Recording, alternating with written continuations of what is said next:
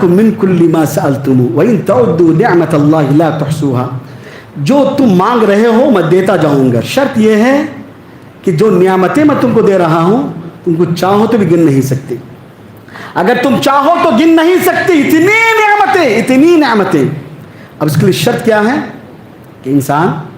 ہر ہمیشہ اپنی زندگی میں شعوری زندگی پیدا کرے، احساس والی زندگی پیدا کرے۔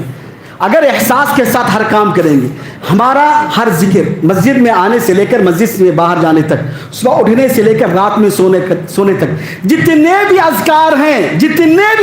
ہیں ان اذکار کو اگر معنی کے ساتھ اگر ہم لوگ پڑھ لینا، واللہ کہتا ہوں ہماری زندگی میں بندوں سے تو نہیں اللہ سے بھی شکایت کے لیے وقت نہیں ہوگا ہمارے پاس، اتنی نعمتیں ہیں۔ بندوں سے تو دور کی بات، اللہ سے بھی ہم لوگ شکایت نہیں، مانگنے کے لیے نہیں، اللہ بہت نعمتیں دیا ہے، اللہ بہت نعمتیں، اتنی زیادہ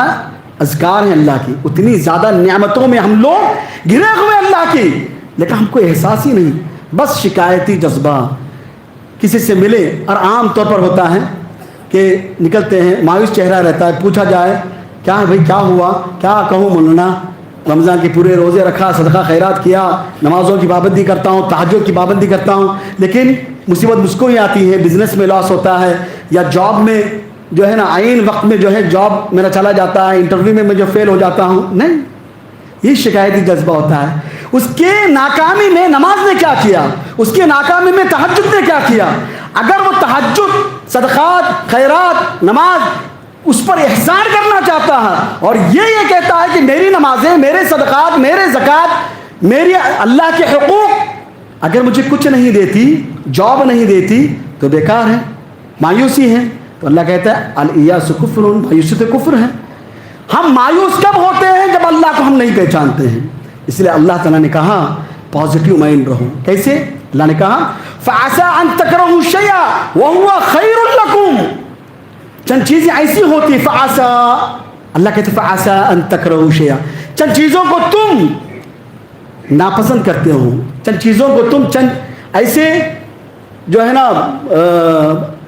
اقدام لے لیتے ہو، چند ایسے کام کر لیتے ہو جو تم کو جو ہے نا مایوسی لگتی ہے، ارے ایسا نہیں کرنا تھا، میں نقصان ہو گیا۔ فَعَسَىٰ أَن تَكْرَهُوا شَيْئًا وَهُوَ خَيْرٌ لَكُمْ، اللہ کہتا ہے نہیں، وہ چیزیں تمہارے لیے بہتر ہوگی اگر تم سمجھ جاتے، اگر تم اللہ کو پہچان جاتے، تم شکایت نہیں کرتے۔ جس کو تم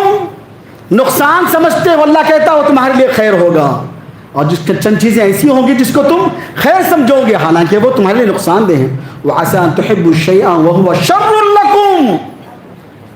وَاللَّهُ يَعْلَمُ وَأَنْتُمْ لَا تَعْلَمُونَ، اللہ جانتا ہے بھائی ہمارے بارے میں، ہمارا